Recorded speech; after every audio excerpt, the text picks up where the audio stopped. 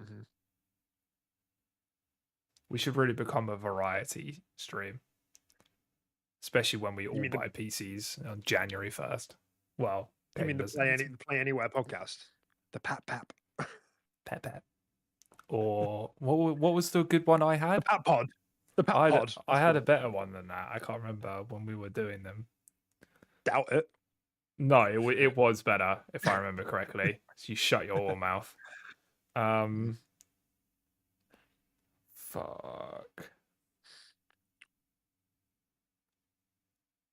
What group chat would we have posted it to? What did you call it? Did you say we are live? Anyway, yeah, we're live right now, yeah.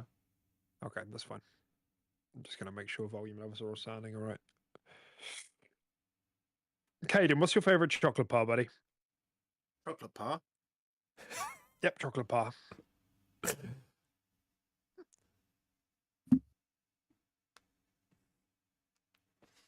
Ooh, we've really got him. A real tough one to open the show. we really sucked him off his phone for that question. Getting crazy. Down to the nitty gritty. I had to lock in, dude. I had to lock in. Surely you have a tier list you could just put up. Well, yeah, but like, the other day. You're not keeping in mind like the matchups and the shit like that. I'm going to go with a picnic. I'm kidding. No, you're not. Nobody likes a fucking picnic. Well, I love a picnic. Don't get me wrong, but not the chocolate bar. I'm just more of a white chocolate kind of guy, but there's a time and a place for just a fucking like. I was so sad when they stopped doing just the Cadbury's Dream bars. I used to love Dream. Remember, just like the solid white chocolate Dream bars. They were Mars. I do not remember. I'm gonna have to give that a Google. No, were they Mars? I can't remember, but they were literally just. It was just literally just like dairy milk, but white chocolate. I'm thinking of Mars Delight. That's what I'm thinking of. That was a banger though. I'm pretty sure they were called Cadbury Dream. Yeah.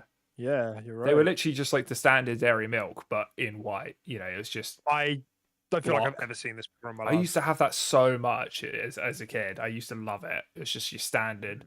It was like getting like, you know, the Milky Bar kid, but like they just don't ever quite hit because they're too skinny. They're too thin. So it was just like that, but like dialed up. Yeah, you can. Yeah, I also like caramel. Well, I really like.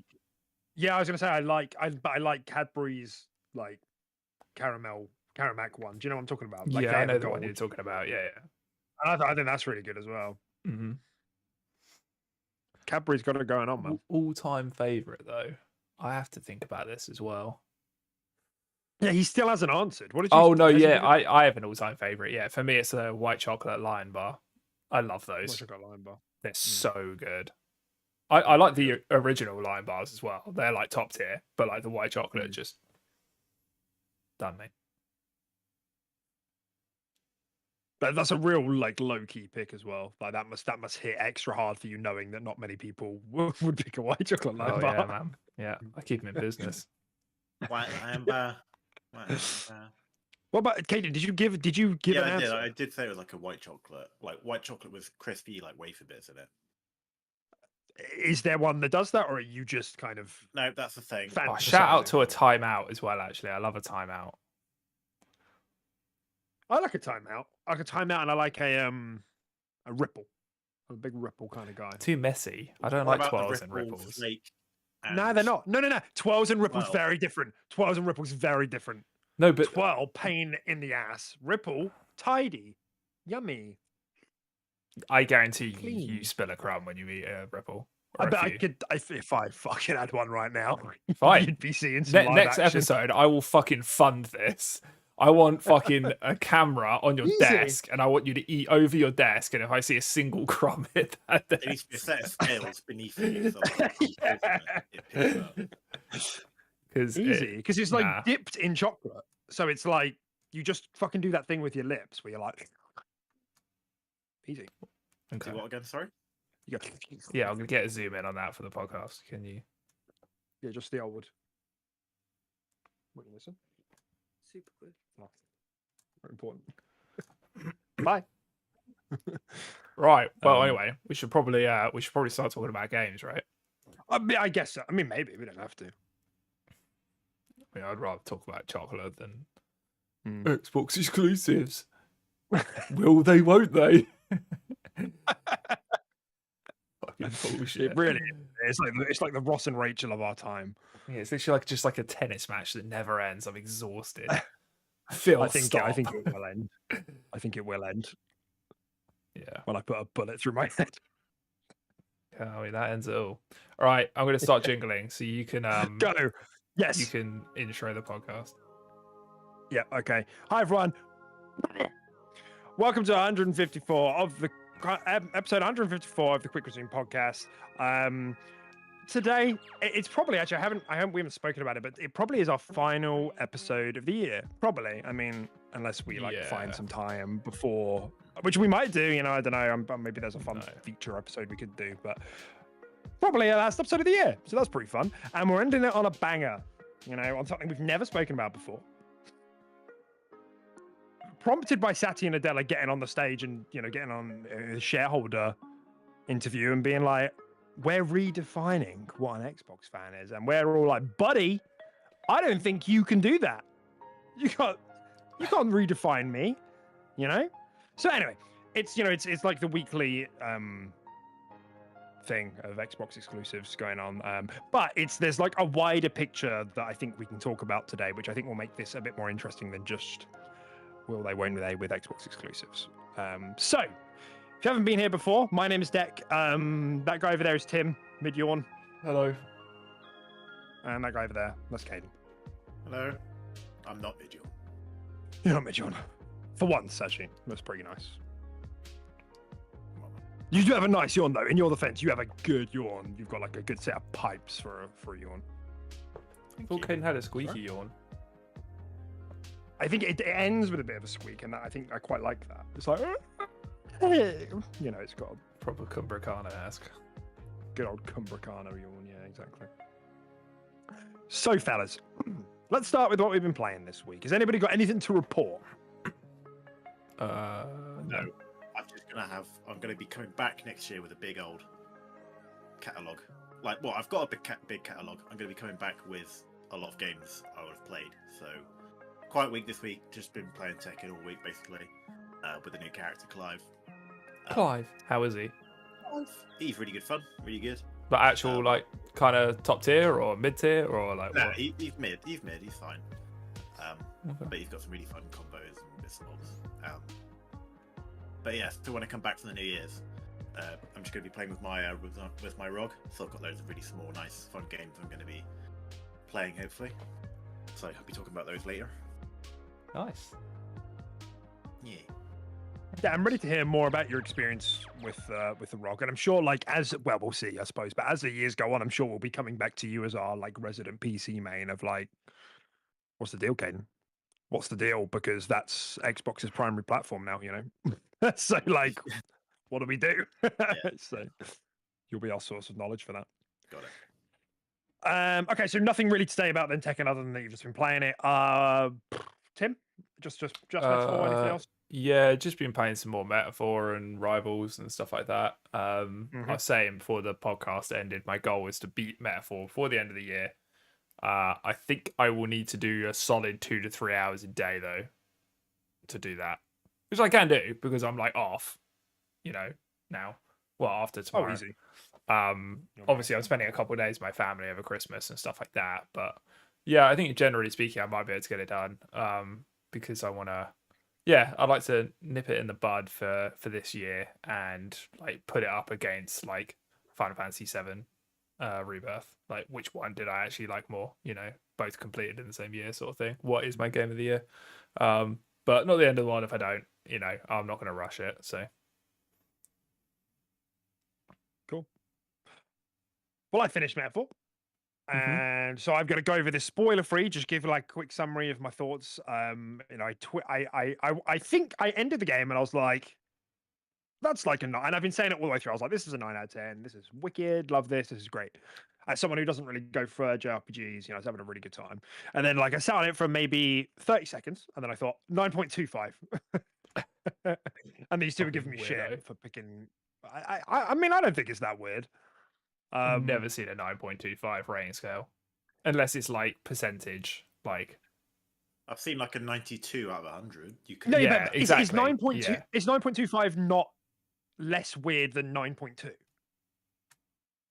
Yes. I think it is. Okay, fine. It's less weird than that, but I still don't see a 9.2 ever. Yeah, well, some sites give I mean, loads of sites give decimals.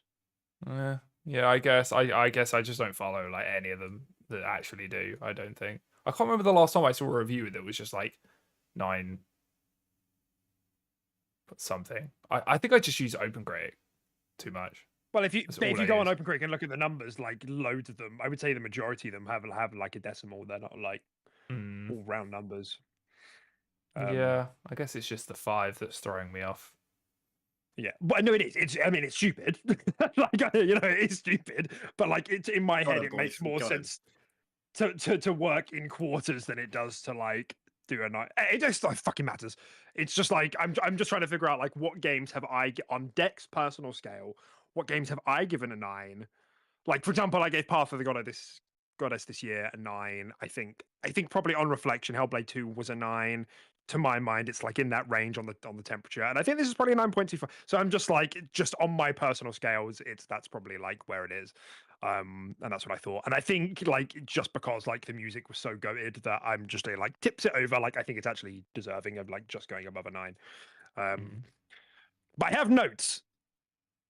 You ready? As I'll ever be. Okay. Writing's amazing. Characters are amazing. I got to the end of that game and I was like, man, I'm gonna miss this character. And I was in my mind, I was thinking about Heisme.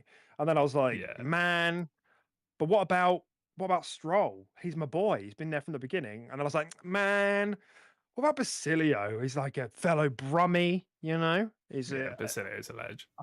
and he's a fucking beast. Oh, I love that guy. Like I found Vasilya really relatable for some reason. And I was like, Hulkenberg's super cool as well. So I just found myself like working through all of the characters. Like, man, there's not a single character here that I thought was like a waste or that I don't like. And I thought that was really impressive that I got to the end and I was like, I could have done without that character. They were all like really great.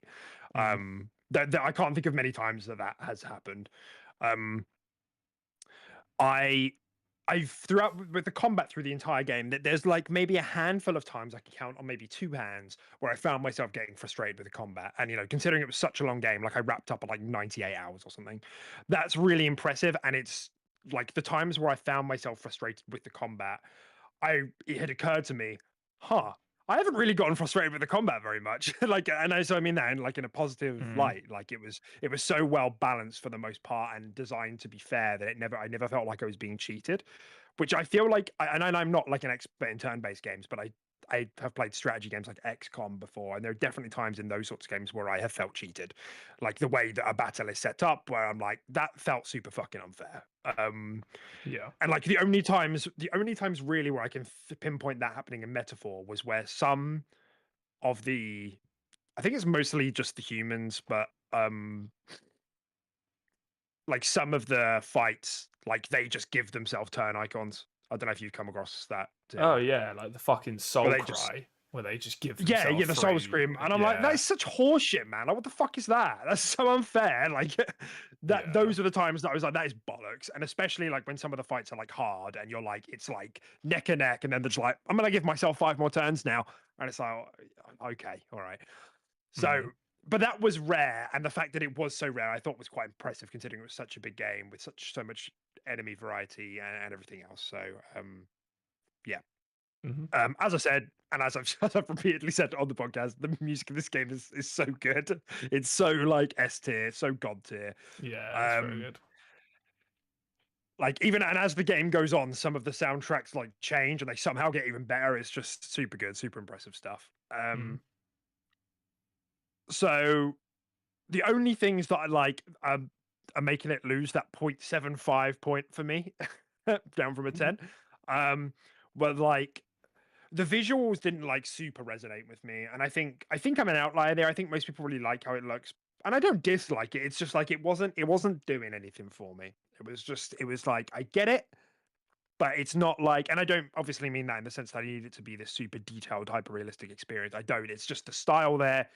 It's just like it's okay, like, but it's not like I don't feel like it's enhancing or bringing out the game, other than the UI, which is of course fucking sensational. I almost wish that that's to the style of the UI had carried over to the rest of the game. But it was like it was probably one of the weakest parts of the experience, the visuals. And the yeah, yeah, I'd probably leave it there. I was going to start thinking about the art direction, but I think the art direction I quite liked actually. But yeah, and then the other thing, which I think I mentioned before on the podcast, is there are times where the game just like you're going through a story segment and it's great, and you're like feeling good about it, and you're like, oh man, that was so good, and then it's like. You now have 30 days to just like piss around and do stuff. And I found at times that that was like a bit I too love much. that. I found it was too much. Like there are times where it's like here's 15 days and that felt great. But then other times when it was like 25 days, 30 days, I'm like, oh my God, this is like 20 hours of game time now I have to fill. And some of that filling is like enjoyable, but then eventually I'm like, okay, I want to get on with the main quest. And actually, as you get towards the end of the game, you realize that the game wants you to go for like a near completionist. Like you need to basically do everything. You got to do a lot of or the side stuff. you're Yeah.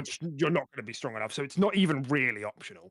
Like you have to do a lot of this. Like there are times I found myself mashing through dialogue because not because the dialogue wasn't good, but just because the pacing was so jarring, like coming out of like the story beats and then like go talk to people for 15 days. It's like, ugh. And you can do it at your own pace. Like you can break it up with side, missions and stuff. But still, I found that like dull to the experience a little bit. But as I say, overall, it didn't take too much away from it because it puts you in the driver's seat ultimately. So 9.25, probably my game of the year. Okay. I respect it. Mhm. It's a very good score. It's a very good score. I can't think of the last time I gave a game a score that high. 9.25. Yeah, exactly. Never given a game 9.25. That wasn't like, and I can't think of the last time I gave a new game like on release a score that high because I obviously I played like Disco Elysium this year as well. And that was like a 10, and I think Inscription was last year. I can't remember, but anyway, yeah, for a game playing on launch, yeah, super. Really loved it. Definitely opened my eyes a bit more to Atlas games and JRPGs in general. And I'd super Persona duper 3 recommend it, next, even mate. if you've never tried it. I need a break. I'm playing No. Sifu. I just started Another Sifu. 8 hours. Lock in, mate. Start playing Sifu. You I got literally this. couldn't do it. I need a break. Yeah, I needed a break after Persona 3 as well. Yeah. So I just played a different JRPG. But yeah, like it's nice to have that break Baldur's for Gate sure. 3. Just saying, sure, that was a big RPG. What I one? mean, me and Deck Baldur's could be one BG3. Baldur's Gate. Yeah, I always forget it's fucking co-op. I always forget. We've been wanting I'm to play literally that the co-op most for ages. free, like, companion. We don't want to do it with you I though. won't. You'll just speed run everything. It's No, not the. I'm no, sorry. I won't. You've done every Nope. pixel in that game, and you are not someone I want to co-op that game with. No, I just know. I'll No. I'll leave this You can't even Discord. talk your way out of this. That was mean. That is harsh. That was really. No. I love you dearly, and I love co-op games with you, No, but that I was. can't. I'm taking it personally. I don't care how you meant it. I'm taking it personally. Oh come on! Every quest you cannot deny. You'd be like, wouldn't do that. Or, I wouldn't do that. Yeah, what if you're sure, you'll drop like hints like that. I don't know, man. You've done Did you too know much in if you that spec game. into the Dragonkin, you can get the best spell in the game? Yeah. Might want to check that corner. Yeah. You've just played the game too much, man. And that's fine. It's not a problem.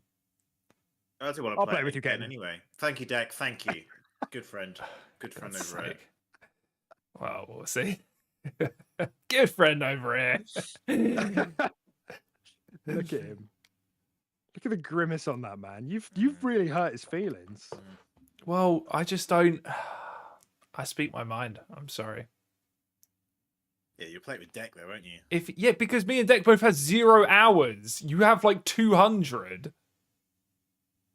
You've done everything. Yeah. There's a complete difference between playing a game someone who's never picked it up at the same You time. can never do all of Baldur's Gate. You just don't. You don't do it. Well, you like definitely given it your gosh darn bestest.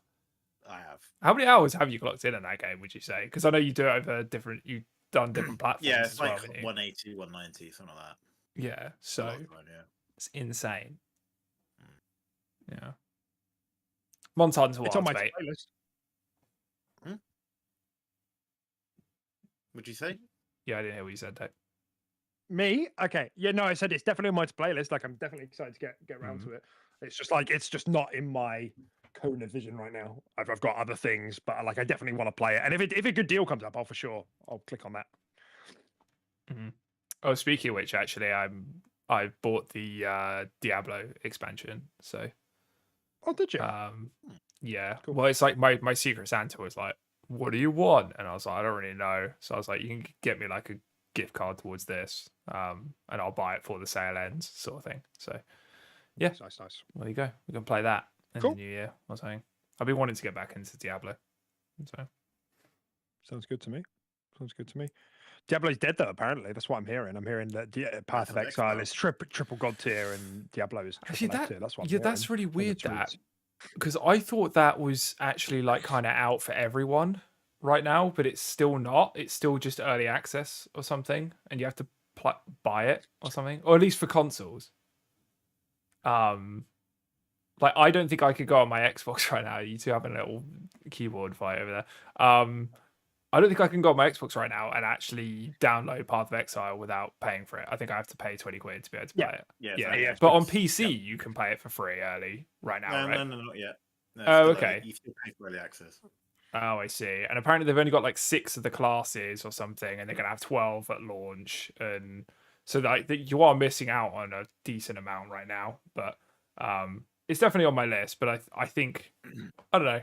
I think I'm quite happy with the I think there's space for both of them. I think it's quite nice that Diablo occupies the space where it's a little bit less intense and you don't get into the nitty-gritty and count every 0.1%, because I'm not a big ARPG person and I actually found Diablo quite daunting at times. So yeah, I feel like there's space for both of them for sure. Yeah, I'd agree. The last thing I wanted to touch on was, I've been like, I was like coming into what I thought was the final 10 hours of Metaphor, and then of course, it kept going. Debated. I was like, yeah, what am I playing next? I just want to play something short, like actiony. And Sifu was a thing because it's on Game Pass, and I thought I've wanted to play that for ages, and it's it's going to leave eventually, so I should probably get on there. And like I just did like the opening bit, and then you sort of go into the shoes of the main character, and haven't really gone from there. But like the opening is like, I was like, this is going to be good. Like this feels great. I'm super like into how that game opened and the presentation for it. Like I don't know much about that team. It's what were they called? Slow clap. Yeah. So and the weird thing is, they revealed that do you remember at the Game Awards there was like a football game. I think it was called like Rematch or That's something. them. Yeah. It's the same devs, yeah. Oh, okay. Which was really, I think, surprised a lot of people. I hadn't really clocked onto that at the time, but I have now. And I don't know how big the studio is, but they like the animations in Sifu are like really impressive. Really like cool, it's really Have you made it impressive. to any boss fights yet? Nah, I've just gotten to controlling the main character because you play as the bad guy before. But the boss fights are so like they're proper old like action kung fu films where there's so much like the pacing for like the boss fight is really interesting. You do like a little combo and then they like dodge away and they like say a little quip and like taunt you or something, and then it's really cool. It's not just like hit dodge hit dodge. It's really quite like a lot of character and pacing. It's really interesting. Yeah. But it's like, I mean, it got nominated for best fighting game, didn't it? I think last year, because there was a bit of a point of controversy, and it does obviously have like a lot of fighting game elements in there, button combos and specific inputs to do specific things and all of that. But so far, like really impressed. Like the opening bit, do you know which bit I'm talking about, Caden? Where like the intro credits are rolling and it's like red, and then it like you go against the bosses just as a bit of a tutorial. Like that whole like segment, I was like, the presentation on this is amazing. This is such a cool way to intro the game. So I'm really excited to play this. This is like me going into Sifu between this game reminds me of when I did Neon White. I can't remember which games I did that between, but I did that between like two big games, and it was like perfect palate cleanser. Like just give me a bunch of action, like great. So I'm super buzzed to get more into this. Could have done Space Marine. That would have been a good pick.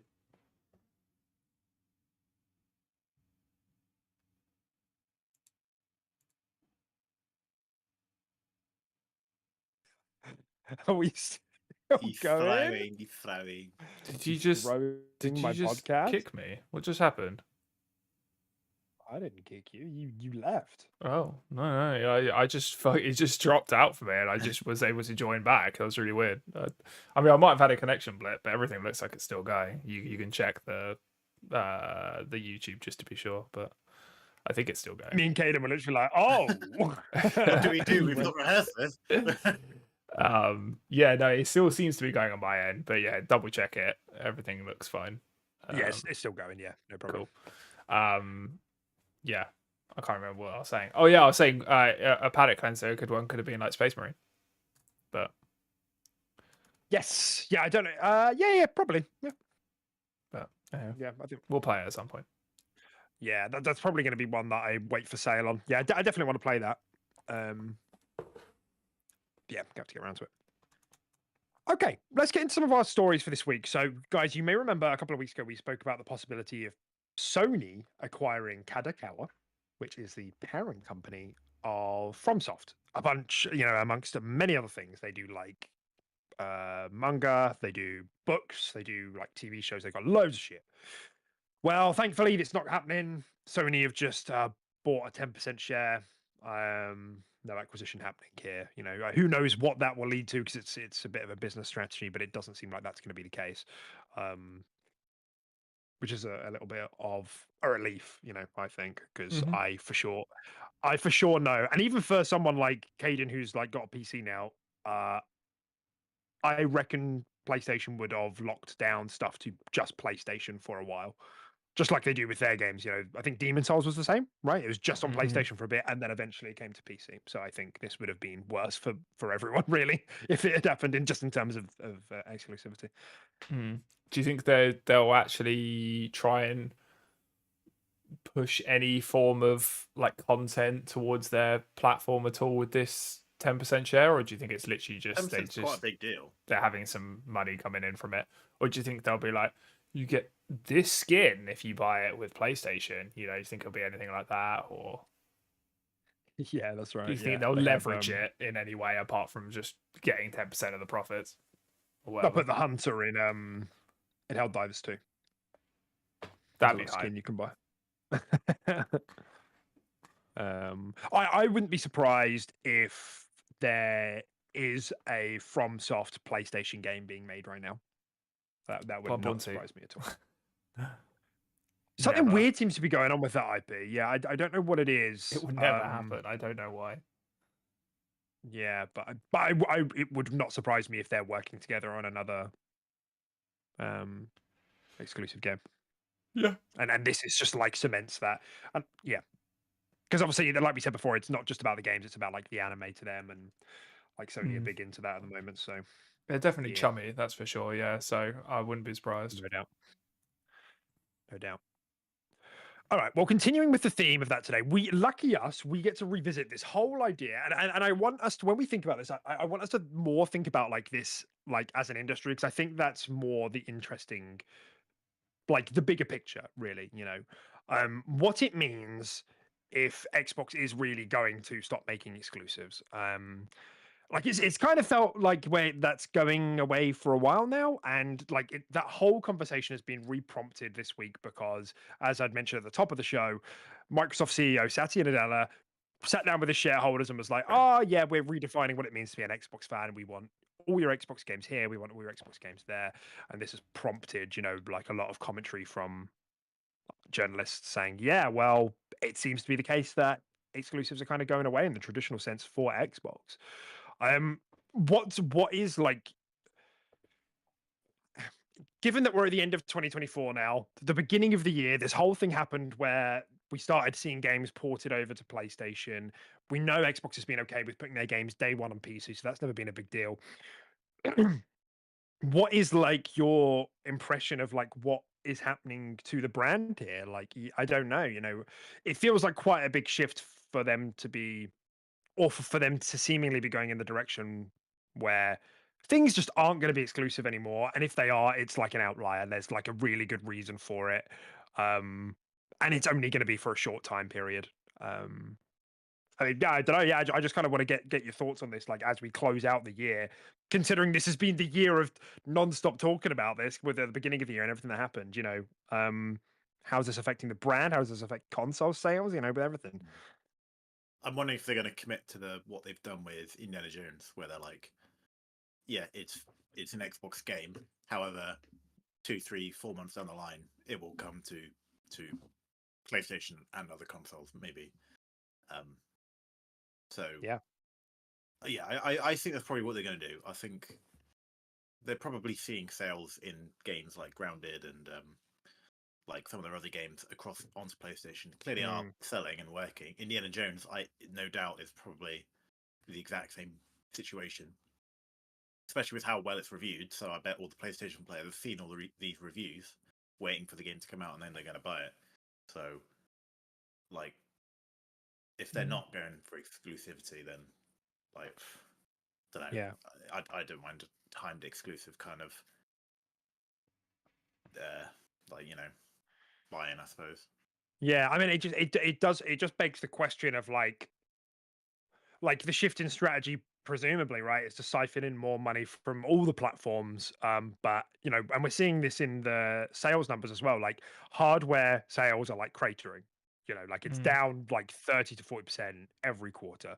And I just don't know. Like when we spoke about this way back at the end of 2023 when we first started hearing rumblings of this happening. Of like the worst case scenario here is that hardware sales crater to such a degree that eventually third party support like lessons, like your Ubisofts, your EAs, or even like your mid-sized studios and publishers, your smaller ones, start saying it's not worth the cost to port this to Xbox. So it just skips the platform, just like how we saw with like the Wii U or even the Switch at the beginning, but that was for different reasons because the Switch was harder, software to do it on. And the Switch did survive it, but that's because they've got like it had a unique marketing angle. They were pumping out exclusives. They had Breath of the Wild, which is like, for a lot of people, a top 5 all-time game contender. So that fucking helped. Followed by Mario Odyssey. So it just starts to beg the question of like, where are we going here? And I know that's something that we've touched on of like, what is the direction? And you can't help but wonder, where is the priority going? What's the plan? Because they're not going to come out and say, by the way, console, we're not really focused on console anymore. Like they're not going to say that. It's, and we're just at that. And also, like, are exclusives the linchpin here? Like if exclusives were here again, would things suddenly flip around? I don't think so. I think they're probably past that as well. So I mean, I don't envy the position they're in for sure. It's difficult. I don't know. I kind of do. The way that this is being said, it does kind of sound like they basically are saying, we are starting to just get out of the hardware race, the console race. Like, I think they might pump out like another gen or two, or like a portable or something like that. But I think generally speaking, I think it's basically is what they're saying. That why watch hardware profits and percentages just go down and down and down and down while keeping the manufacturing just as high as PlayStation, for example, where you can just start to fizzle that out and just put your stuff everywhere and just reap the benefits from where the money is actually coming in across more platforms. And that's fine, I guess. I think that's the direction we all kind of saw it heading in anyway. But it's nice. I guess it's nice just to have that little bit more clarity on it, I guess, because that's the issue with me looking in, was I just didn't really know. I was like, should I start to invest in like a PC, and then I can just do, when those exclusives drop, they will be dropping at the same time on PC, Games Pass and all that sort of stuff. And I just dropped the hardware. And this to me is basically giving me that more of a kick to basically be like, yes, it's inevitably in your interest to move to PC. I feel it's just like that little bit more of a nudge, at least in my eyes. But yeah, I think it all comes down to just how they just transfer your library as a whole as well, because I think it's all well and good to say like, oh, exclusives from now on will just come to everything, or there might be some timed exclusivity before it reaches PlayStation or something like that. But if I move to PC, I like to know that kind of everything's coming with me, not necessarily like I lose 80% of everything I've built up in the last 10 years. But you know, I get to play the new indie or something like that. You know, that's still kind of not really good enough for me. So that is a bit of a kick in the nuts. But well, I mean, and this is the thing, you know, I think this is why, you know, there's so much angst. There continues to be so much angst in the Xbox community because, you know, as great as Xbox is, I mean, they're the best of the big three in terms of, you know, like ecosystem, cross play, cross save, and all of that. Only about like 10% of the games in the whole library have cross save. You know, like you'll take your first party stuff over with you, but other than that, like you're not taking like most of them. There are outliers. Most of them you're not taking over to PC. You know, and obviously you will still have your Xbox, so you can still play stuff there. But it does start to beg the question of, you know, if that console is, if they're phasing out, like what's the plan in trying to make this all work? And also like, is this just like boiling the frog? You know, like they've said that they're making new hardware. It doesn't seem like, I don't really feel like there's a single thing that they could do that's going to turn around how this is going. I don't think anybody is going to swap from PlayStation to Xbox next gen. I don't think there's a single thing Xbox could do. It's always going to be a downward line, no matter what they do. Yeah. At best, it's going to be flat. Like, I don't see how that could ever change. And you even look at like the upcoming year for Xbox, like an incredible lineup, like in 2025, like absurd, really. You know, like almost to the point of like, are you sure you're not just shitting them out at this stage? Because, you know, we've got like 5 or 6 AAA games, you know, some exclusive, some not. And I don't know if they could all come out and they could all be 9 out of 10 plus, and I still think, considering half of them are going to be going to other platforms day one, people will still not switch. Like, as much as that is a great demonstration of how wonderful Game Pass can be, like you got all of these day one, wow. Like, I think people who are on PlayStation are just going to wait, and people who are on PC can also play it Game Pass day one. Yep. So I don't see how that number ever bounces back, even if they do go ahead with, like, you know, we've spoken about this idea of getting access to different storefronts on the console, which would be great. But it does, the toothpaste is out of the tube with like games going to other platforms, so you can make that console as wonderful and as accessible as you like. I don't think you get more people back in that. Yeah. And I think they know that, and I think that's why they're heading down this route, and they're starting to do it. They just don't want to do it in quite the sucker punch way of just saying like, "Oh yeah, this shit's just not happening." You know, they're just easing you in slowly, and I think that's literally just what this is. I think it's them just ducking out of the race for hardware. I do think it will be a slow burn. You know, like I said, I think you'll see probably a couple more gens out of them. They'll pump out another Xbox and a portable and stuff like that, but generally speaking, they know there's not much to gain from it, and they will just slowly phase it out. I think that's exactly what this is. And yeah, I don't really have an issue with it as long as that's clear. As long as I know that's the direction it's heading in, that's fine.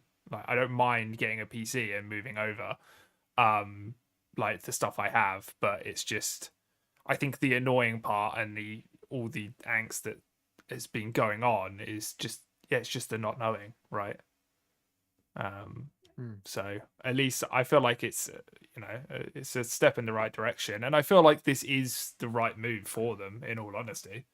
It's just, I would rather them focus less on building the next innovative console that is not going to be adopted very highly at all, and I'd rather them just pump out some really fucking sick games. I'd rather them pump out more Dooms. I'd rather them pump out more things like Indie. I'd rather pump out Blade, you know, all that sort of stuff, and I can just play it on my PC. I'd rather, at the end of the day, we're in it for the games, right? I don't really care that much about what fucking button I press to turn on and play those games. I just want to play the good games. So, yeah. It kind of almost feels like where it used to be that Xbox and PC was the core bit and Game Pass was the supplementary bit. Game Pass is now the core bit and all platforms are the supplementary bit. Like you can still buy Xbox games everywhere, but Game Pass is the thing they've got on every platform. And we used to talk about that a lot. We used to say like Game Pass is the platform, but we know like Game Pass subs have kind of stagnated as well. Like we know they're behind on what their projections were. We don't know. I think the last number we had was like 34 million, and by this stage they should be at like 50. Based on the predictions they made a couple of years back. I'm just pulling those numbers out of memory. We don't know what effect COD had, but I can't imagine that's rocketed it that much. So that's the thing. It just makes you question like, is this just a retreat into full third party mode? And you're gonna like utilize your Blizz.net and your Xbox for PC and just like release games. As you say, if we're getting to the stage where they need to do that to pump out good games to get money from those good games, and we're finally at the stage where Xbox is making like consistently great games, but now they're not really interested in console. Well, it's understandably a bit frustrating, but at least the games are there, and as you say, Tim, it's the most important part. It also means they could be more I- creative with their IPs as well and stuff like that. If Mhm. all the money is going into the generation of games, they can be like, yeah, let's take a punt on this IP, because they just have a little bit more bandwidth in those sort of areas. So you might see more variety under those Xbox umbrella studios as well. And I feel like Xbox is 100% like the best studio been for quite good at that. variety anyway. Like I feel like all their studios under Xbox just kind of not get to do what they want, but like, they just bring like a project and it gets greenlit, and they get to try different things. So yeah, that could also be a thing. I'm really interested, Caden, in your perspective here. Like, do you feel like you've like made the switch at the right time here? Like, how does it feel being now like a mainly PC player and seeing that Xbox as a console seems to be like taking the back seat, maybe even fading out, over the next 5-10 years, especially as someone as we all were, mainly Xbox gamers and enjoying that ecosystem for what it was. And like how does that feel for you? Yeah, well, it's been pretty much like exactly 12 months, like maybe 13 I thought it months. was. I thought it was Yeah. like New Year, wasn't it? Mhm. Yeah. So basically, all of 2024, I've had my PC. Well, for all of it until now, like I've had my PC for, and like it's funny when we did that festive Xbox season thing, and it was like my most played game was Baldur's Gate, and I hadn't played that game since like February or March or whatever it was, and all the other first party Xbox games, so like Hellblade, and I'm trying to think what else I played during the year on Xbox. I was just playing them on my PC, so I wasn't missing out on anything. Like all games that you guys were playing, I could have played myself as well. Obviously with Game Pass, even with like I'm trying to think of any game that is being released, I am just going to play it on my PC. And with Games Pass, any first party Xbox games that are coming to Xbox, I'm going to play on my PC. So it's a very the only reason why I'm playing my Xbox now at all is to play games that I've purchased on it that I don't really feel like I need to purchase again. But now with obviously the new Xbox library integration, they're trying to obviously pull more things onto the Microsoft storefront. Hopefully within the next 6 months or so, hopefully the games that I'm playing will make their way to that. So like I'm really not I think I made the transition at a pretty good point personally. Well, that's the thing. Like, Xbox has been like all in on PC since like 2018. Like, since they launched Game Pass, that was like a thing that we knew they were going to do. And that was never a problem. The problem has now become, well, actually, we're going to put our games everywhere else as well. And that means that in terms of access, PC is the best place to be, especially because PlayStation since like 2020 have started putting their games on Steam as well. So it increasingly just makes the Xbox console in particular really take the back seat. And that is in contrast to the PlayStation 5 of it, which is still selling really well. Like in terms of what the games each publisher's putting out, there's not a massive difference. I think most would probably agree that up to this point, PlayStation is still doing a bit of a better job overall in quality. I think quantity they're probably similar, but quality and scale of the games as well. Obviously Astrobot has just won this year on the Game of the Year awards and everything. But I think most would agree, like, the gap isn't anywhere near what it used to be, in the Xbox One, especially in the second half of the Xbox One gen when PlayStation 4 was just cranking out these Game of the Year and Xbox was like, oh, we got Halo Wars 2. It's nothing like that. But nonetheless, because people don't feel like they need an Xbox anymore, they aren't buying it. And I just don't see how management don't know that. Like, they know that. They know this. They just can't come out and say, Xbox isn't our console, isn't our priority anymore. That is really how I feel, and I've said this before. I think I've said this on the podcast, but like the next gen reveal, whatever it is, that's like a real make or break for me, and that's what I'm kind of like holding out for.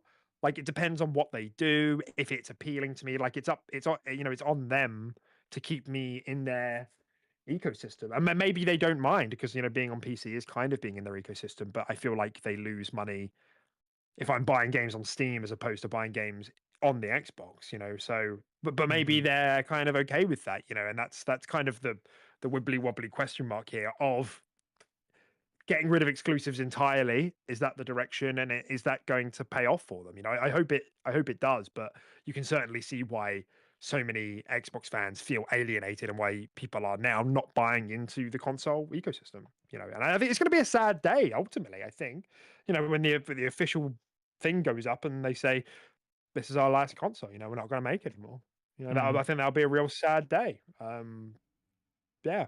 I also think it like this being the strategy they've gone down, they're probably at this point they're probably not happy with Games Pass, and they're probably kicking themselves a little bit, right? Because if you go like, I feel like their ideal scenario right now is if they could wipe everyone's memories, delete fucking Games Pass, delete Xbox as a hardware, and then just say, yeah, all of our games you can get on PlayStation, you get on PC. They're 70 quid a pop though. that would be like the ideal scenario. But yeah, obviously they're kind of stuck in a Games Pass hole now of having to try and make their money back with that and that subscription, while also juggling whether or not to drop hardware. So yeah, I just feel like they're trying to do it in the most non-drastic way possible, and it's just delivering bad news slowly, right? They're instead of smashing your face in with a hammer, they're just jabbing you slightly with a shiv. Yeah, I don't know. And so this is part 2 to this, right? We had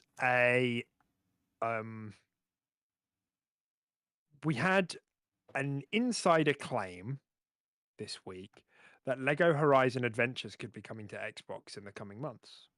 No way. Best game of the year, isn't it? Best game of the year, that, yeah.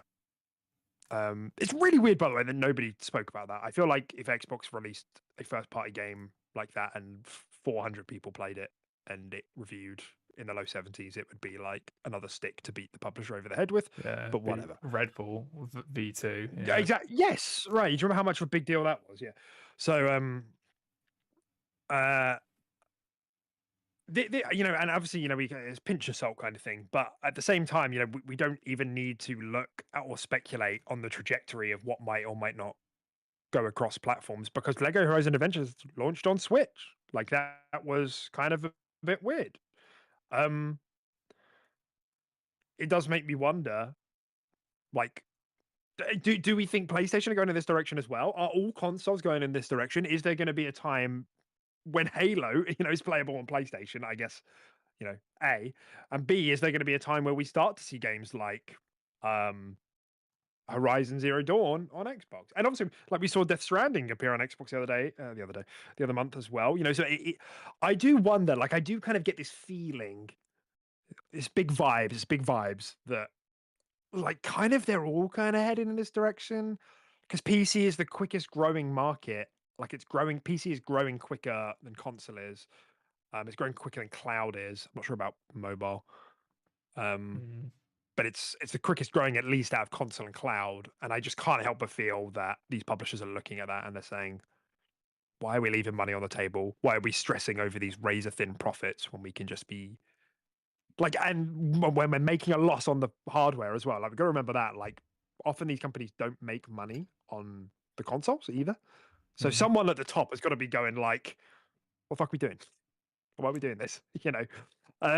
I don't know. What do you guys think? Do you think there's a world like 5 years from now where like PlayStation exclusives start slipping over to Xbox as well on the console? Maybe it's not worth it for them because the user base is much smaller. I mean, what do you guys think? Mm. Well, I'm wondering if we're going to move away from consoles eventually and move into these kind of live services in regards to like Games Pass, PlayStation Plus, these kind of more like these kind of focused game libraries where you're just paying a monthly subscription into. And then I think when that becomes probably a bit more normalized, I do think we'll probably see a lot more games coming across. I do think there will be the big bangers kind of stick into their consoles. Halo here, Horizon there, things like that. But I think probably the 60, 70, 80% of titles will probably come across onto different not even consoles, into different playable spaces, and then play it that way. So are you like Deck? Are you almost saying like you feel like this is like Xbox almost trying to force like PlayStation's hand, I guess, like in a similar direction? Do you think like tugging them in a similar direction? Them taking the first step, and then if they are able to reap the benefits, then PlayStation might follow and put their stuff on Xbox and put their stuff on PC, just like Xbox is doing, and then you can that's probably enough to kind of keep both ecosystems thriving on a hardware perspective, right? Like if everyone shares, then I guess there's no harm in producing more Xbox hardware, Yeah, I mean, I don't think that Xbox are like trying to force their hand because like I think they can use it as a good PR beat, when Phil gets up and he's like, "Oh, look how generous we are," and "Oh, I don't want to lock exclusives down." It's like, "Oh, whatever, dude." Like, um, but I don't think ultimately they have any say in that. I remember when we spoke a while back about with the ABK acquisition with COD and like, oh, maybe that will be used as like leverage for stuff like this. But it's just like they just don't seem to care. It's not like because this is the thing, it's not like Xbox putting their games on just PlayStation. So like one platform more is suddenly creating this massive injection of cash, which is like completely turning the tide on their profits. If you know what I mean, like it's not. I'm sure it doesn't hurt, but it's not like it's completely turning things around in that regard. So it just makes me think it's just an overall strategy shift. Like they're just looking to go for a more sustainable future in the long run, and then in their eyes, it's a future where games are playable everywhere. And I remember something Matt Booty said a while back, kind of stuck with me when he said like we're seeing more and more that like these big games, your Fortnites, your Robloxes, your GTAs become platforms unto themselves. Like people they log into your Fortnite every day to check what's new, and within Fortnite there's like social things, there's like you can message people, you can add people, so it's like it almost renders the whole console redundant. redundant. Yeah, you don't need. Why would you need, your Xbox thing when you can just add people in Fortnite and message people in Fortnite and invite people in Fortnite? Like, and increasingly you're seeing this happen, aren't you? Marvel Rivals does the same. It's got an in-game friends list, doesn't it? Yes. Yeah. That you invite and accept. That's how we get Caden in. If we send him an invite via Xbox, he can't. It doesn't actually work. We have to do it from Yeah. within Marvel Rivals. Yeah. Right.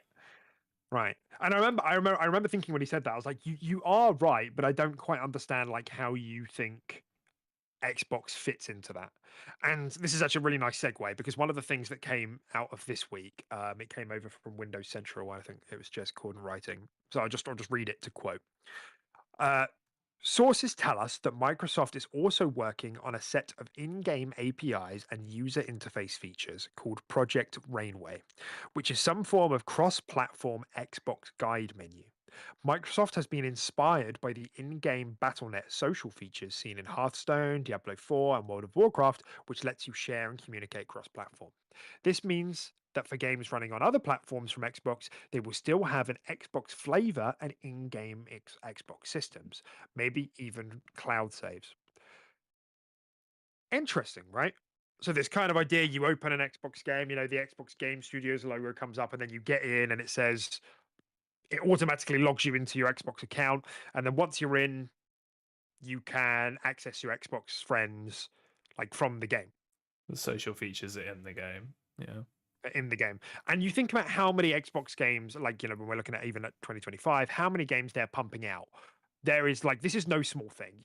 COD, Minecraft, some of the biggest games on the planet, having an Xbox system in it where you talk to other people on Xbox that are on other Xbox games. Like Blizzard doesn't have a console, it has a launcher. And within that, people use Blizzard quite a lot. I mean, the same, I suppose, is true with Steam, right? But I think I can't quite explain the difference, but I suppose it is a bit different. But nonetheless, when you're playing a game brought through Steam, you can communicate with other people on Steam. Now, imagine if you launch Steam from another platform and you could still communicate with other people on PC on Steam. That's like the sort of vibe I'm getting here, and I wonder if that's the sort of thing they're building towards. And as we get more of these rumors and these leaks and these, I feel like I'm getting more puzzle pieces, but I can't quite fucking put them together. I can see them and they're on the table, and I don't know how they fit in. And what do you guys think? Does this yeah, I mean, yeah, I don't know. Thoughts? I guess it's kind of like a way to keep that Xbox brand going if they are going to not do hardware as much in the future, but still keep that branding and still keep that flavor baked within the games, right? It kind of makes sense because it's kind of like your own virtual hardware, so to speak, that it's just in the game. But yeah, I don't know. It's interesting. I feel like if the direction they're heading is third-party software and lessing on hardware, this makes sense, and I think it's actually a pretty good idea because you can still just brand that into people's minds that it's an Xbox associated game, a platform from those in-game UI elements and how that's all done. So it makes sense. It's actually probably quite smart. I've never really thought about it. I mean, personally, I've always found in-game fucking friends lists and menus and stuff like that shit, and I hate them.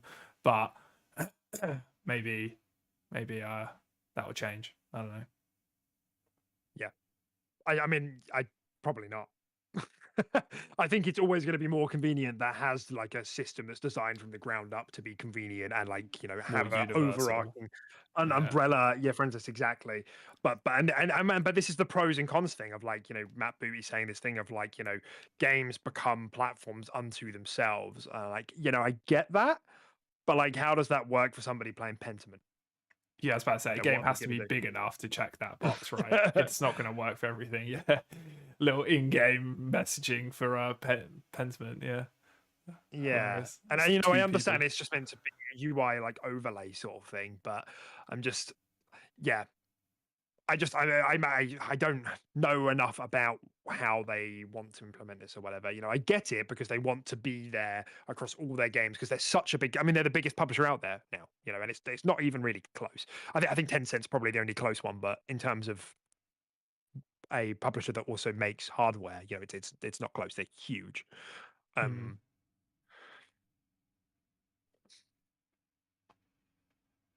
Yeah, man, it's all a bit of a mind fuck, isn't it? For sure. We need to. I might dedicate the wall behind me to just have one of those. All the pictures plastered up there, and I'll get some yarn and string and fucking join it all together. I'll circle things in big red markers. What does it mean? Yeah, a little picture of Satya. What's he planning? Circle him 3 times. He's the key. It's just stuff like that. It can be quite funny, and it just develops every week. It just gets more insane. Every episode, yeah. The scribbles. Well, Tim, what's that like? Is that an ear? Is that an ear you've got back there? Severed ear. Yeah, is that Satch's ear? No comment. I plead the fifth. The sixth. Yeah. Which one is it? The ninth, the eighth, and the... I always get I don't confused. Is remember. it actually the fifth or the sixth? I can't actually remember. I think it's the I think fifth. it's fifth. That sounds better. Yeah, I think you got fifth. All the Americans listening right now, like Yeah. fucking Brits yapping on about our rules. Yes. Okay. You know, and I think this we've never had time to talk about it before because the details have never been like super concrete. And so it has floated around a couple of times, but it's this idea of Xbox making OEMs. Are you guys familiar with what I mean when I'm saying OEMs? Because I only recently learned about what that meant. It's not ringing a bell immediately.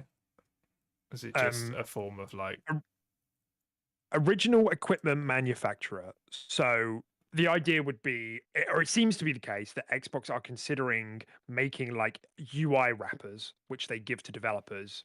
And if developer, as in like hardware developers, can use that to make their own Xboxes. So, and I don't know, I've like tried looking for some examples,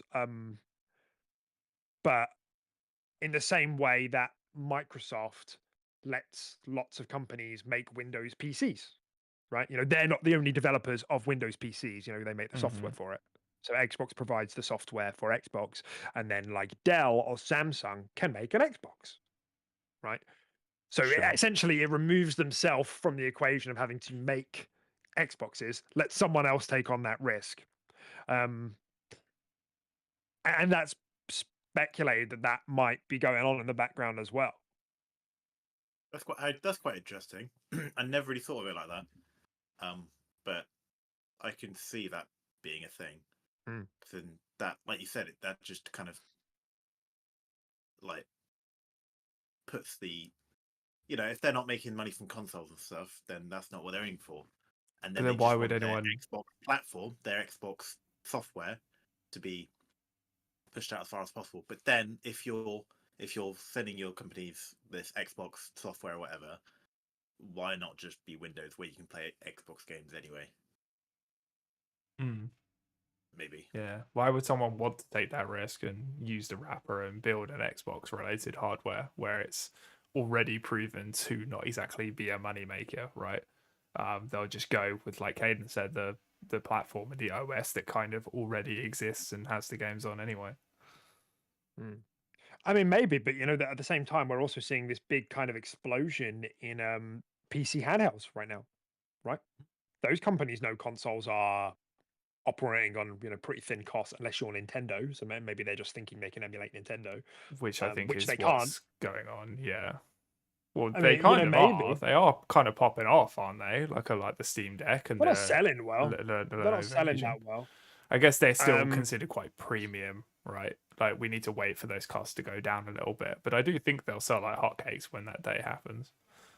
I mean, sort of, but like, you know, I mean, the lowest price Steam Deck I think is like 350. It's not that bad, really. Yeah, but you don't get much for that though. It's still, it's not a very high price, sure, but you're not really getting much for that. Like, what's that? Probably got like a 200 gig hard drive. You fit like 2 games on it. 512, I'm pretty sure it's the it's standard, is it? Yeah. Okay. Which I guess is not awful, I guess, but it's still not great. It's half of what every home console offers currently. Well, I think more the thing with that is that like Nintendo just captures the casual market. Like it's simple, it's straightforward. Like lots of households have multiple Switches. Like allowing that to sink in for a moment is fucking mental. Yeah, we have 2 Switches. Yeah.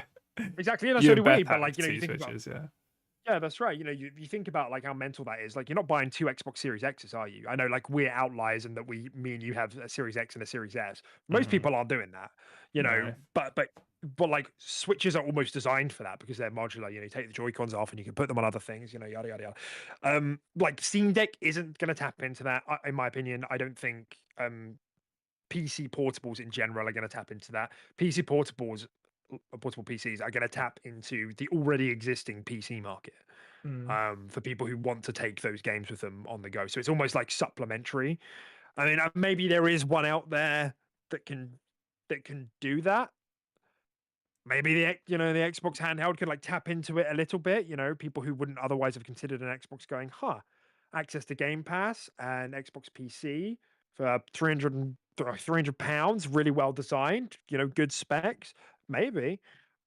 But for the most part, I just like. I'm not sure. I've just Googled Steam Deck sales, and I think from what I can tell, the most recent report was at the end of 2023, so a year old now. 1 year ago, it had sold 3 million units. So which isn't a lot, is it? It's not loads. bad, but it's okay. Yeah, right. So it's not like they're really flying off the shelves. But coming back to the point around OEMs, yes, like so who's that for? Well, I think maybe that would be up to the manufacturers to make that decision, and we don't know what sort of deals they would strike. Do they get a cut for every game sold on their thing, on their OEM? Maybe. So they might end up dipping their toes in, and we could also make the same point about why would Dell, why would Samsung or all these other makes make their PC just to run on Windows when Windows can mostly capitalize on the cost, rather than them. Sorry, on the profit rather than them. They can mostly get most of the money, whereas the person making the laptop doesn't. I think maybe like phones are another good example, like with using Android. Like there's loads of different manufacturers use Android, don't they? I'm not sure. Yeah, it's just like I'm not going to pretend I know all the details, but it's just like I do wonder if they just step out and they're like, yeah, other people can make it if they want. Here's the first one. We've partnered with Samsung to make the first, and it might not even be a traditional Xbox by this point. By this point, it might be just like a PC, that has an Xbox wrapper on, just like we've been talking about, and it does have access to other storefronts, and they just make it work really well. It's weird, and this is part of the problem, isn't it? It's so hard to envision like what this future is at this stage, and which is why it comes back to me saying like this reveal is kind of a make or break for me. Of like, it might be the first time that they reveal the next gen Xbox, and I just don't buy it. I just stay with my Series X, and I wait until I can afford a PC. I think I'm in the same boat. Yeah, it's interesting though, for sure. Got to give them credit where credit's due. At least they're kind of taking something stale and trying something with it. Yeah. So, yeah. And with it, when we started this topic, we all started from like the idea of exclusive fizzling out and all of that. And Philly Spence, who is like, man, his reputation's all over the fucking place, depending on who you ask nowadays. 4 years ago, Phil was like, goated, saved Xbox, bought Bethesda, bought Activision, all going exclusive in Game Pass. No. Console's going away now. But he was saying, he feels that exclusives are kind of going away. We are going to see more games in more places, and like I think a lot of people who have Xbox consoles are like have heard this before of like this thing with fucking Connect in the box, and you're always on approach. You're too soon. People aren't ready for that. People aren't ready for this, and it like this same thing is coming up now again. I think for people of like, you're going first, and we don't know if people are ready for this. I mean, what do you guys think? What's like your sense of how the market is trending? Games going everywhere. Like, do we think that is the case, and is Xbox on the money here, or are they going too early? Because the thing is, with Xbox One, they were right. They just fucked up the messaging, and they arguably were too early. They didn't communicate their plan well enough and get flashbacks. Sounds very much like what they're doing now. Maybe they're onto something, but they're gonna fuck up the delivery again, and everyone else is gonna realize, oh, this is kind of cheeky. We're not gonna be so stupid about it, and then learn from the mistakes. Yeah, it's the person in front of you. Yeah.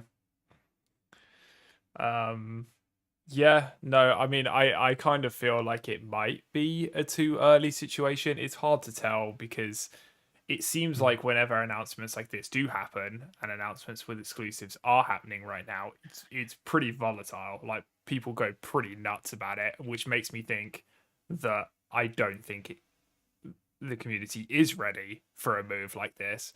But then equally, if it's done well, then you know the community can adapt around you and actually see the benefits and see like, you know, oh, this is just gonna only improve my gaming experience from a cost perspective and a universal perspective, you know, all of these sort of things. So yeah, I really, it's really hard to tell.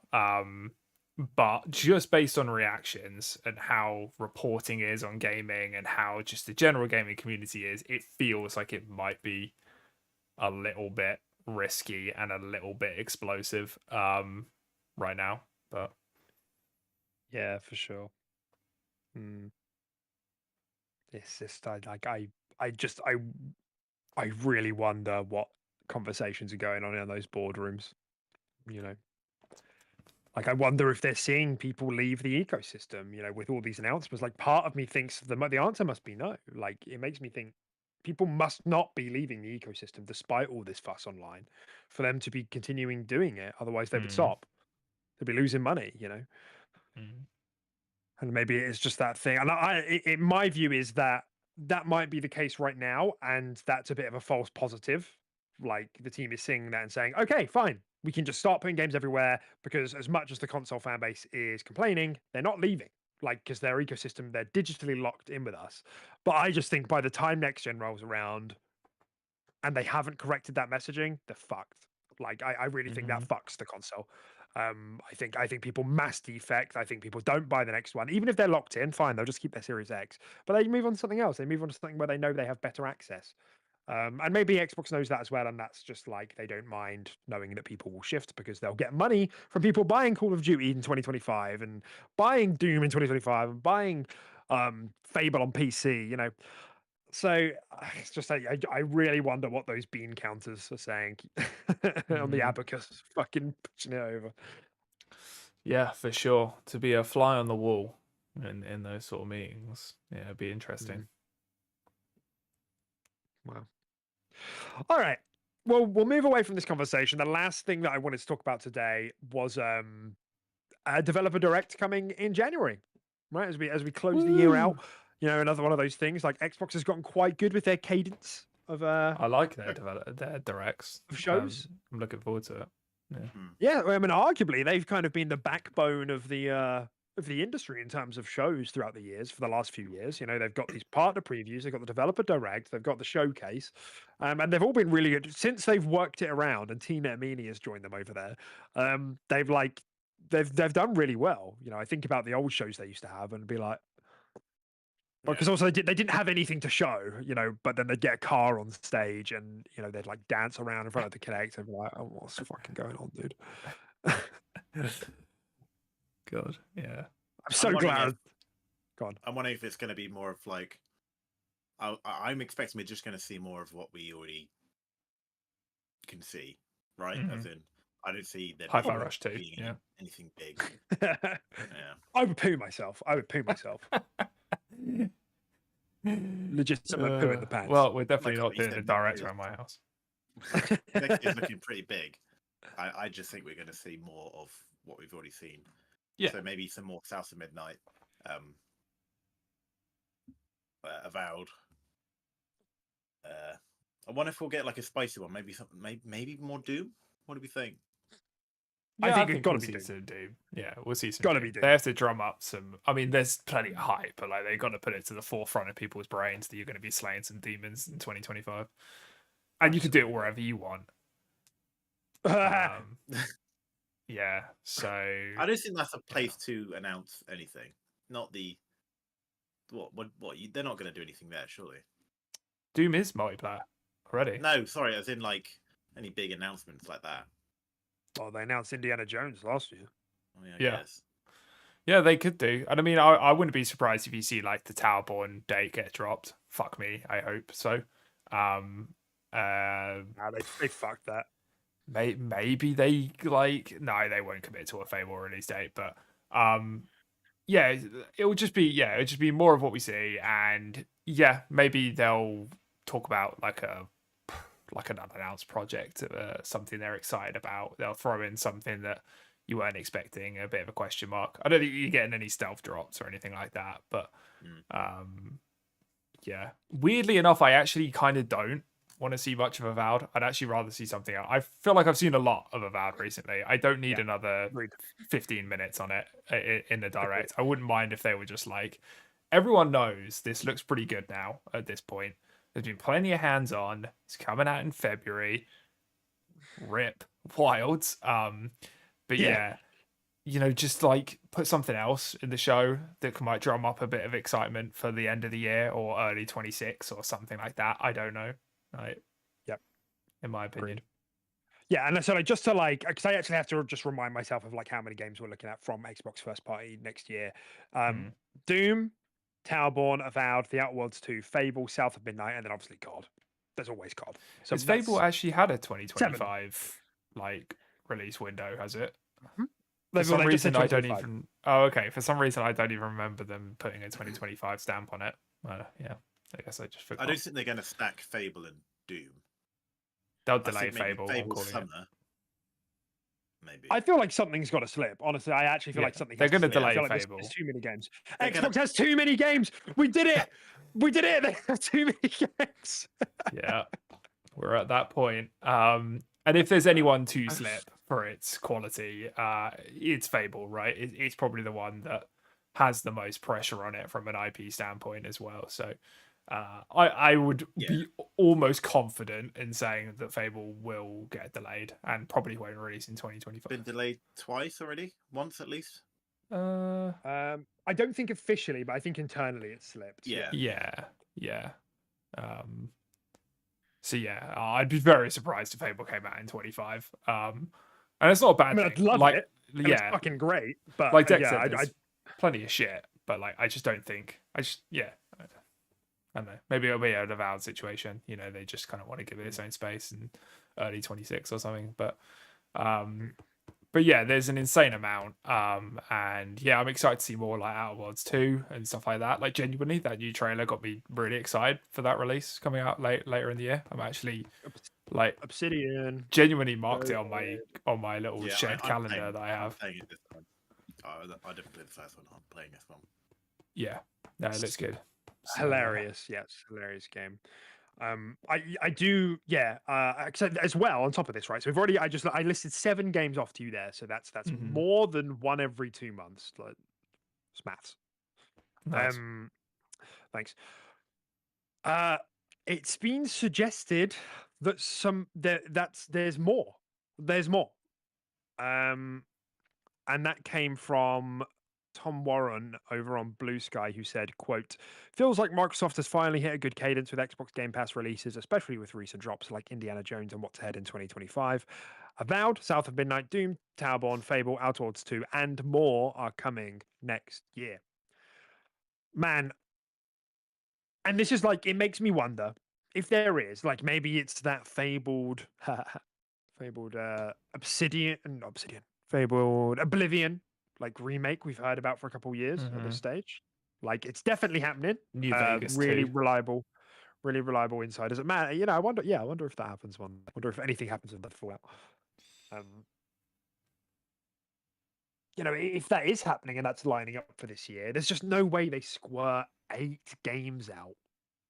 That's Why'd just you say squirt, dude? Come on. That was a weird word to use. Yeah, there's just no need. People say like push out or like throw out. I've never heard squirt out. Do you think squirt is like onomatopoeic? I think it is a bit. Is it squirt? It's got what does onomatopoeic mean again? It's like it's bang, it's woof, like meow. Yeah, it's a word that sounds like what the word. Oh, I see what you mean. Okay, like buzz. Yeah. Squirt. I think it kind of is. When the games come out, they don't make that noise. So I make that noise. Turned into a fucking Squirtle podcast. Squirtle. Fine. They're going to squirt out 8 of those games in the year, surely. Maybe it's going to be like an announcement that's not that's gaming adjacent. Maybe it's season 2 Fallout trailer. I don't know. Maybe it's something like that. It doesn't have to be. True. Grounded TV show. Grounded TV show. It's gonna be hype. Could be cute. It's gonna be pog. It's gonna be. But then that I don't think that would go in a developer direct, would it? But I don't know. No. I'm trying to think outside the box here. Yeah, I wouldn't be surprised. I'm with you. I don't think we see it out. I think they just leave that. They just let the dust settle. They got the good previews. Like, there's no need to go back on that. I think they'll just do like a Kojima game. We see the Kojima cloud game. The face one. The face one, yeah. Yeah. We see the Kojima cloud poop Overdose. game that was written on toilet paper. Yeah, that's right. Handed to us, and we just took it. It was like, yes, please, I'll take it. I'll take anything you have. So yeah, maybe we see some more of that. Maybe, or some of that. We haven't seen any of it. No. Yeah. Maybe. Yeah, maybe. And that is the thing as well. Like, if we're thinking about more, like, there is still so much more that we know they could show, and especially like, and that's just stuff they've announced. Like, who knows what else is in the works? We know that there's where the fuck's Contraband?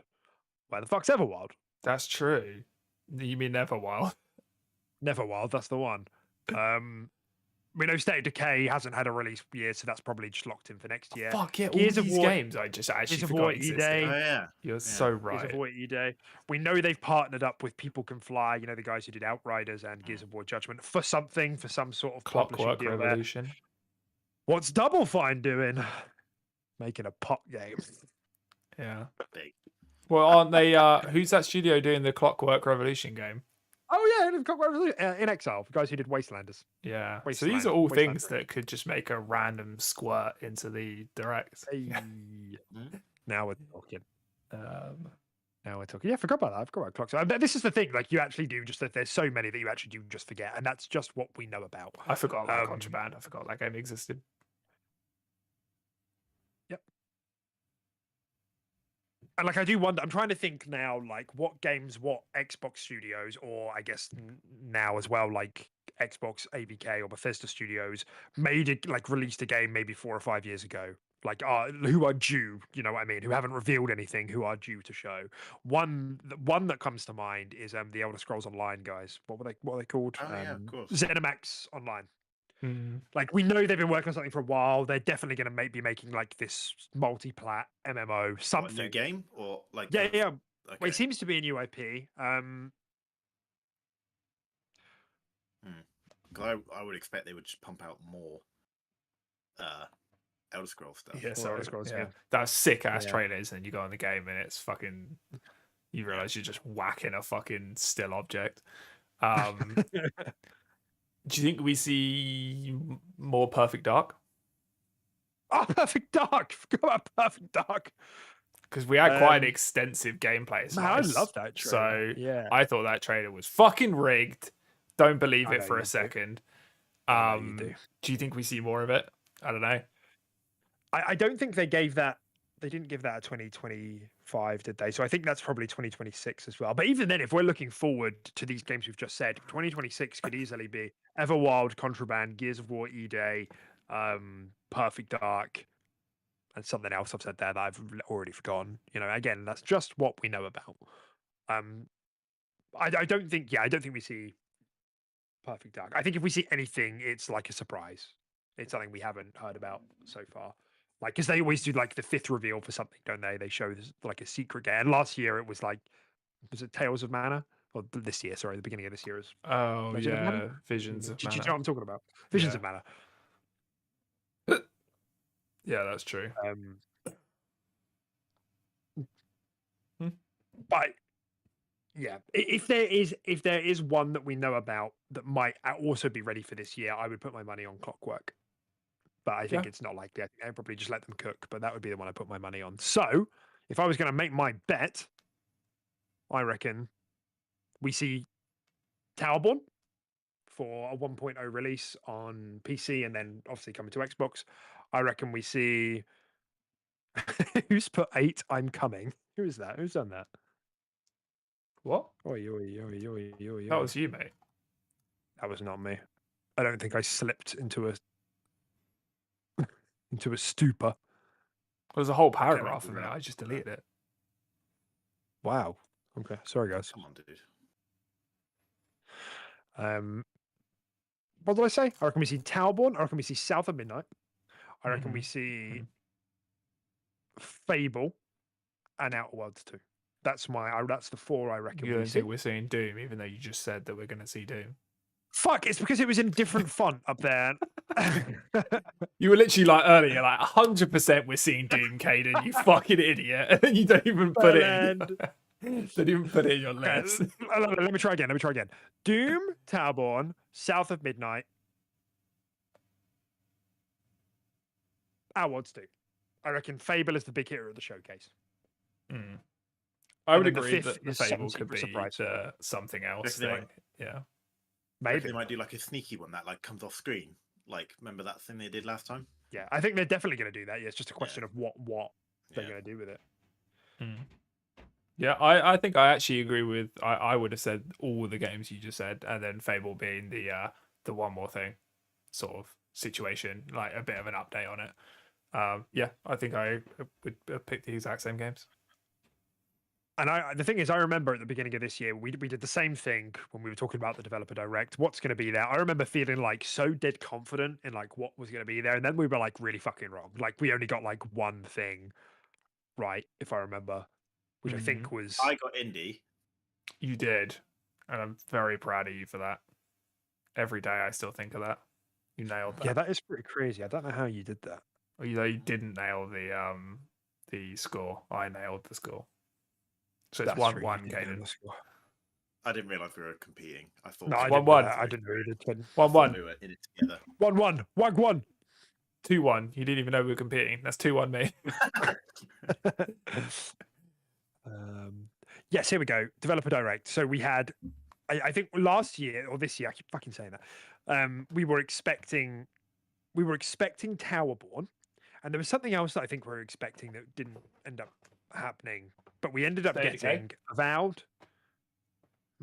Were we expecting State of Decay or not? I don't remember. I wouldn't have thought so because it was only in the showcase this year that we saw like a proper look at it. Oh yeah, that's which true. was Yeah. like in June. So what we ended up getting was Avowed, yeah, Indie, Hellblade 2 again, and Legend of Ara. And then the fifth game was, yeah. Is he sending us pictures of Pokemon cards while we're doing the podcast?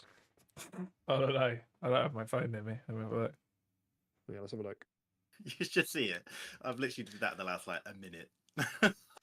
Oh, you're fucking nailing it though. That Vaporeon card I love so much. That's like one of my look at that favorites. Vaporeon, dude. Yeah. You know Vaporeon is voted the sexiest Pokemon. Yeah, I did Do see you know that. why? No. Low punny, for sure. Wait, why? Oh, you've not read it. That's fine. You can tell me. Why? There's quite an infamous thread on Vaporeon. Oh, I see. That's Bit why. of rule 34. Yeah. What, oh my god, I literally typed in why is Vaporeon and the Google autofill was why is Vaporeon the most breedable Pokemon? Holy shit. Holy shit. Yeah, so that's a thing apparently. Mm-hmm. But yeah, I don't know why it's not just Lopunny, the thick ass fuck? bunny with riptides. Like, what? I think Why is it Vaporeon? Beck's reading it. Who's reading it? Oh my, what the fuck? Are they squirting? Are they next? It's Vaporeon squirting. A So lot of is this, research I gone assume into this it. is the post. I assume this is the infamous Probably. post, which only has 40 upvotes. So it's like kind of low Oh, I key and doubt it. it just freaked everyone out. Here's why Vaporeon is compatible for humans. And it's just like a chunk of paragraph. He puts This in is brackets, mental. I'm not crazy. Yeah, this is mental.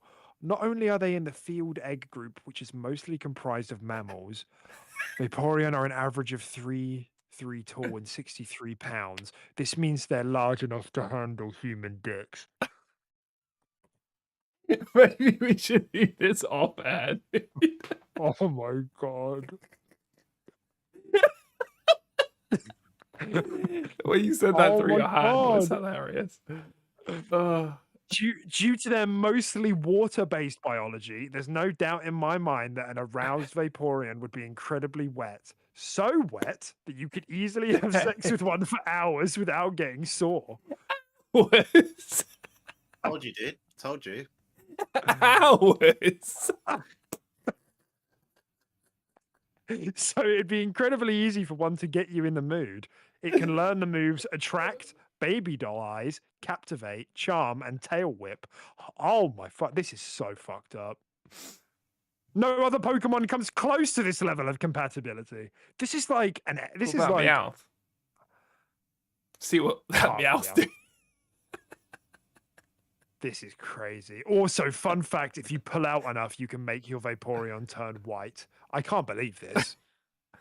That's not okay. And I don't know why I didn't end the stream. Like, I can't believe you just said that all. This is the top comment, like, reply to this is just in lower Hell caps. yeah. Are you okay? And the OP has just replied, nope. Just nope. Yeah, fuck. that's crazy. That's mental. I can't believe I just read that. Thanks for that. I'm glad. Could do a bit of a Digimon later as well if you're up for that. That's definitely that's gonna be 3 AM deck. Looking more into that later. I need to know, yeah. Just out of curiosity. Man, I didn't know this was like a whole thing. I think I have heard the joke before, but I didn't really understand. I'm going to see a comment on that thread by Decoran saying, finally, I'm not the only one later. Yeah, thank God, yeah. Everybody's talking about that low punny bitch, but I'm here for that Vaporeon breeding, no.